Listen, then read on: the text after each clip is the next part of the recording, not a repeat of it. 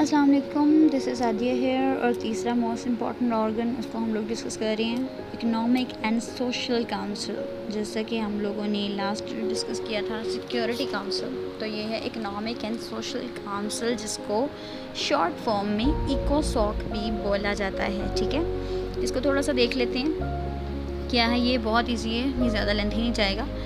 तो इसका पहला पॉइंट देखिए, UN's central platform for reflection, debate and innovative thinking on sustainable development. इसके नाम से ही पता चल रहा है कि इसका काम क्या होगा, और वो ये है कि economic and social council economical issues को, सोशल इश्यूज़ को जो डील करती है, डिस्कस करती है। और सेंट्रल प्लेटफॉर्म है, सेंट्रल प्लेटफॉर्म है किसका? Reflection, debate and innovative thinking on sustainable development. ठीक है, मतलब ये कि ये क्या करता है, ये वाला प्लेटफॉर्म जो है ये इकोनॉमिकल और सोशल जो है इश्यूज़ होते हैं उनको प्रॉपरली जो है वो डील करता है। ठीक है, पॉइंट नंबर 2 देखिए, work towards 3 dimensions of sustainable development.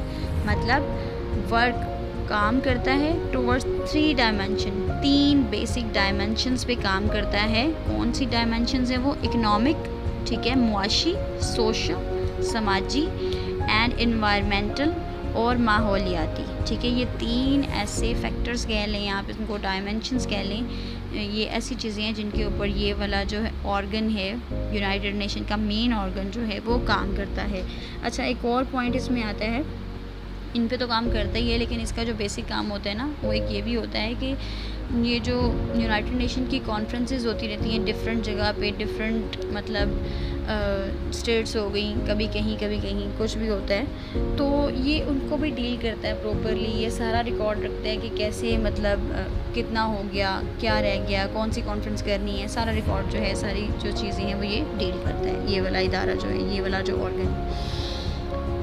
उसके बाद देखिए point number 3, also responsible for follow up to major UN conferences and summits. बिल्कुल, जो मैंने अभी बताया कि जितनी भी कॉन्फ्रेंसेस होती हैं यूनाइटेड नेशन की और समिट्स होती हैं, उन सबको भी ये डील करता है, उनको भी प्रॉपरली देखता है। उसके बाद इसके मेंबर्स कितने हैं, मोस्ट इम्पॉर्टेंट क्वेश्चन। ठीक है, कि इसके मेंबर्स कितने होते हैं, तो देखिए 54। पहले वाले में मतलब जनरल असेंबली में कितने थे? 193।